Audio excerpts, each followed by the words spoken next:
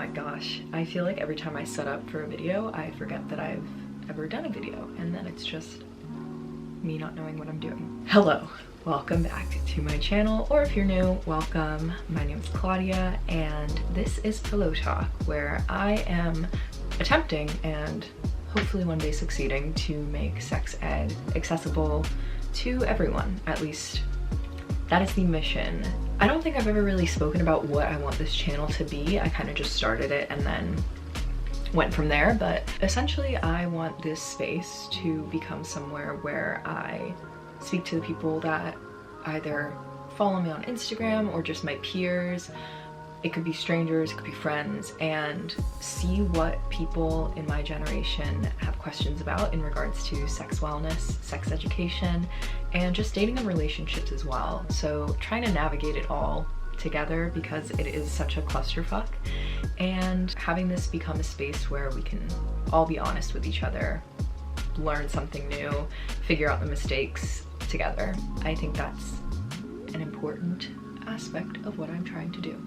So without further ado, let me get into this video. Today I am doing the first of hopefully many videos for the Loveline. Now I have to be honest, the Loveline is fully inspired by Bingetopia, Eliza McGlam and Julia Hava. I am an avid listener of their podcast, and I saw that on Instagram they had posted that they were doing a Valentine's Day Loveline for their podcast. I tend to gather all of my questions when I do answer questions regarding sex and sex ed from Instagram. I just crowdsource from there, but I thought, why not have an actual Loveline where people can text and ask me their questions directly. It's just another way for me to essentially crowdsource, again, from my peers. So I want this to be like a conversation that we're having all together. I have my trusty cherry friends right here. I've got my laptop with all of your questions. I guess we'll just dive right into it. Again, this is a number that you can text at any point, or if you want to leave a voicemail, feel free to. I guess we'll just start off with a voicemail because I feel like that's a strong place to begin. I got this at 12:30 a.m. on a Wednesday. How do I get laid? I don't think I can give you an exact answer as to how that can happen. What I can say, one thing that I think is not even very attractive, but just like a basic level of respect, is just know whoever you're hitting on, read the social signals. If you're approaching them, hitting on them, and there doesn't seem to be a reciprocation, don't push any further. Just go ahead, just leave, just take the L. It's not even an L. Just acknowledge this isn't the person that wants to engage in this conversation, and just walk away. You keep your dignity, they keep theirs, and eventually you will hit it off with someone who reciprocates the energy that you're giving them, and that's usually a person that you want to spend time with. Maybe you'll be intimate with them, maybe you won't, but that's my advice for that person. Okay, next question. Okay, so this person says, "Hi, I haven't dated or hooked up in a while as a matter of choice, but I was wondering if you knew any good resources for getting better at cunnilingus. I'd like to be a better partner when I'm ready to date again. I hope this sort of question fits the prompt." First of all, it totally does. I think it's really good that the reason you want to become good is that you want to please your partner, and that you are having intimacy with your partner's pleasure in mind, which is, I think, very key and essential in having good sex. What I will say is there's no single resource really to teach you how to be good. And that being said, there's also no one good way to eat someone out. It's kind of like thinking, well, what color do I dye my hair to make men like me or to make women like me? There's not one single thing, except it's brunette. There's not one single thing that will make someone be like, oh, this person's good at eating out, because every single person has a different preference. I don't know if that was a good analogy or not, but what I'm trying to get at is that every person has a different preference. So something that might be pleasurable to one person, another person might be like, oh, that's not really what does it for me. So I guess the key to being good, and I'm using good as a loose term, is to just ask your partner what they like. And I realize that you're going back into the dating scene, you're going back into finding someone to be a partner, but I genuinely do think that whether you're searching for someone like a long-term person to engage intimately with, or just like short-term, you just communicate with what the person likes. So checking in, asking them, is this good? Like, or do you like that? Or tell me what to do. It can be hot. You don't have to be like, am I doing a good job? You could just make it into kind of like a game almost. I guess a good thing that you could do as well is familiarizing yourself with the anatomy of a vagina. I have this nice little poster up here, thank you to Autobody, and it's an owner's manual of a vulva, vagina, the clitoris. Just become familiar with the landscape that you're working with. That's probably the first rudimentary step that you can do, is just know where you are, what's going on down there, and from there just communicate. When is the right time to ask someone you've been seeing if they're sleeping with other people? And how do you address the conversation? I personally like to check in with the person that I am sleeping with once I find myself wanting to sleep exclusively with them. Ultimately, it's up to you when you want to ask. I don't necessarily think there's like a specific timeline that you should feel like you have to adhere to. A good way to kind of ease into it as well is understanding whether you want to further this relationship intimately by not using protection anymore with this individual, because that is a big step when you are seeing someone. There's the DTR and then there's the DTRD, defining the raw dogging aspect of a relationship. So I personally am on birth control, but I feel the most comfortable using condoms before I really start to actively become intimate with a single person. I like to ask partners to use condoms if they're sleeping with other people, but I find that that boundary helps open up the conversation of whether or not someone is sleeping with other people that I'm sleeping with. Not that they're sleeping with people that I'm sleeping with, but the person I'm sleeping with is sleeping with other people. Yes. I've found that it's always going to be a bit of an uncomfortable situation because you don't necessarily want to ask them in a manner that seems like it's holding judgment or it's accusatory. You don't want to approach them and make them feel like they have to be on the defense, because ultimately, if they are sleeping with other people, then you can step aside and reevaluate where you want to go in that relationship. Or if they're not sleeping with other people, then you can bring up the conversation of whether or not you want to continue using protection, which is completely the choice of the individual. I find that that's like the best gateway for me personally, because it is a matter of health and safety. It's a good place to start. My new girlfriend and I are pretty open with each other and honest, as it should be. She recently confessed to me that she contracted herpes a while back, and she was scared that she would lose me in the midst of telling me, which obviously she didn't. I stuck around and was as honest and supportive as I could be, because I understand that unfortunately things like this happen. They really do. Herpes is extremely common. I really love her and I see us as long-term, but it's frightening because we both have really high sex drives and there's a possibility of a slip-up if we don't have protection.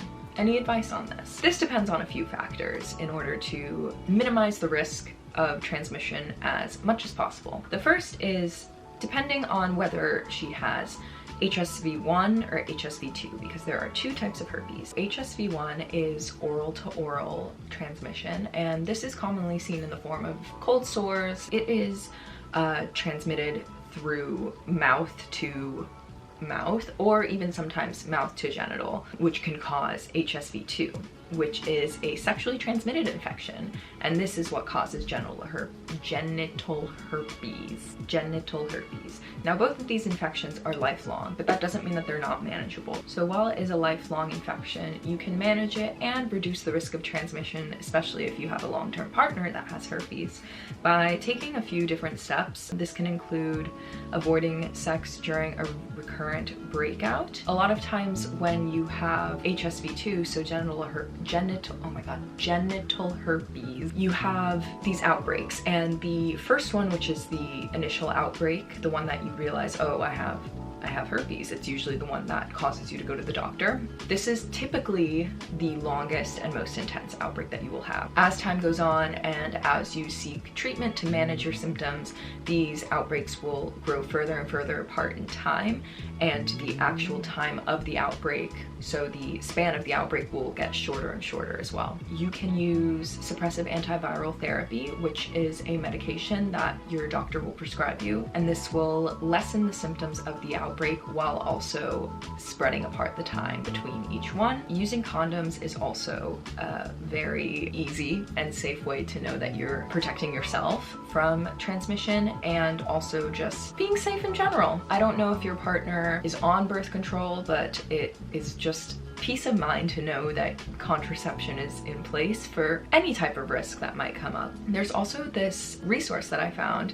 called itsyoursexlife.com, and it's actually through MTV, which is very funny to me. I will link it, I'll show it right here, but I'll also link it in the description below. But I found in my research that this source kept popping up in terms of providing a resource to look at when you needed to speak to a partner about either being the person who has contracted herpes or the partner that is having a bit of anxiety around being with someone who has it. I've been talking to this girl from Bumble since October. We've hung out and had sex a few times, and it seemed to be going well. But we haven't been able to see each other since December because we were both home for the holidays at different points. Now we're both back and I kind of feel like she's ghosting me.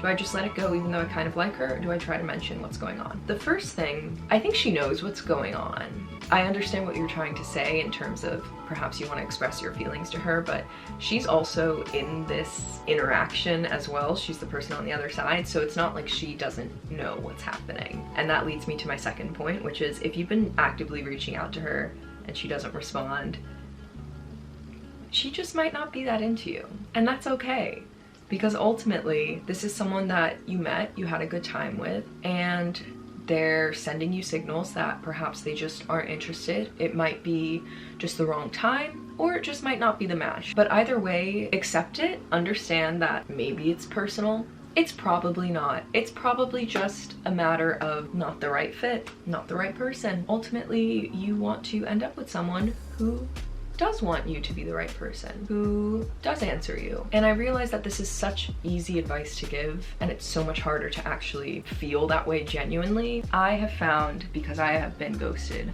so many times, it's tough. It really is tough to not take it personally, to not think, oh my god, there must be something wrong with me. Oftentimes it's just not a match. We're not left pining over the people that didn't end up being the person that we spend time with. I don't know if that made sense, actually. I said that sentence and I'm like, what did that mean? The best feeling is when someone is actively reciprocating your energy and also really wanting to talk and hang out. And I realize that it's hard when you think that's happening and then all of a sudden the person kind of just falls off. But it is just an unfortunate part of dating. I am not a proponent of ghosting after you've created a relationship with someone. And it does suck to even ghost after engaging in sex with someone or being intimate with someone. It hurts, but it is just sometimes you having to read that situation and pick yourself up and say, okay, well, I'm gonna keep going and I'm going to find someone who I enjoy spending time with who also wants to talk to me. And it's not to have any bitterness towards the person that stopped answering. It's not to be angry, none of that. It's just understanding that this isn't the right match. Eventually you'll find someone who is. Hi, Claudia. Hi, I'm 26, he, him, and here's my question. Thank you also for providing your pronouns.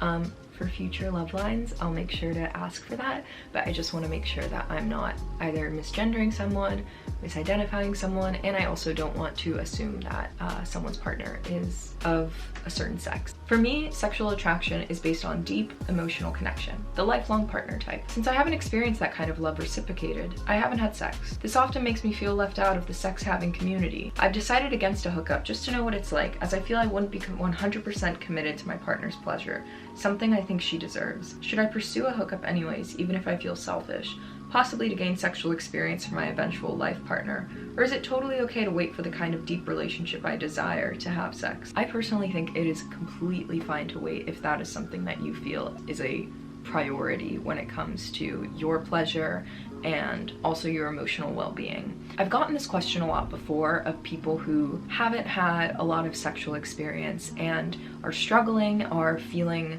like they are left out of something that is on the other side that they can't see. Just feeling like it's a reflection on them, which first of all, it's completely not.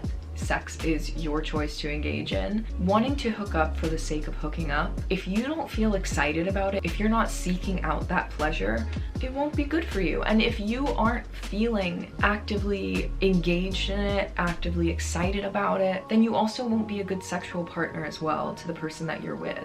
And that's not being selfish to say, I don't want to have sex until I meet someone that I really feel strongly for, because how is that being selfish? It's being true to yourself while also ensuring that when you do have sex, you're going to be looking out for their pleasure as well as your own because you feel comfortable in the situation that you're engaging in. So I understand that there is a lot of pressure in the hookup community, hookup culture. I like how you said sex having community. We live in an age where casual hookups have felt like they're all around us. They're much more magnified because we have things like social media and dating apps to encourage it more and to make it feel more surface level, like it's no longer something that's unspoken, but it's actually spoken about all the time. And that's easy to feel as though you're being left out of the conversation. But there are so many people, myself included, who don't enjoy engaging in casual sex, who don't enjoy hookup culture. And it's not necessarily putting a moral compass on one or the other. One isn't good, one isn't bad, one isn't more moral, one isn't less moral. It's just preference. And that honestly is what sex is all about. It's understanding your preferences, finding someone whose preferences align with your own, and staying true to them, because the pursuit of pleasure is being comfortable and feeling comfortable in your choices. That's the only way that sex and intimacy in general is going to really fulfill you. Okay, that's the end of this first video. There are more questions and I am going to continue pushing this love line, not pushing it. I'm going to continue promoting this love line, and it is an open source of communication. So if your question wasn't answered in this round, I'm going to be doing more episodes of these. I hope that this was helpful, illuminating, comforting in some way. Again, I just really want to create a conversation with you guys. I have spoken to a lot of you through Instagram. I want to do this for the rest of my life, not necessarily YouTube, but talking with individuals about these difficult conversations and navigating intimacy, whether that's as an educator or as a therapist, I don't know, but I figure that this is the first place that I can start because it's within my realm of understanding, which is putting it on YouTube. I'm excited to see where this channel goes. Thank you for sticking around and for supporting me. And I have some exciting news, which is ongoing. I have partnered with Gems. Now, Gems is a condom company that creates condoms that are safe, natural. Gems is just made out of latex and lube, so two things. And I'm really, really passionate about their mission that they have. They essentially want you to come prepared to sex, because when you come prepared, when you are feeling comfortable with your preferences, with your boundaries, you understand what you want, what you don't want, and you know that there is something there that can protect you, such as a condom, you can then focus on feeling pleasure and focus on your body. I know personally, trying to feel pleasure and reach a happy ending is very difficult. It is an extremely mental experience, and knowing that I am protected and that I am safe takes away so much pressure from that experience, because sex shouldn't feel pressured at all in any capacity, from consent to safety. It should just feel like you can be in the moment. That's why I'm really excited to partner with them. I think their mission is incredible. They're great. I'm excited. I'm excited to share more about them with y'all. I'm excited to try out the product. Thank you to Gems for sponsoring me. Thank you to everyone for watching this video. I am so excited to continue doing this, and I'm looking forward to talking with y'all next time.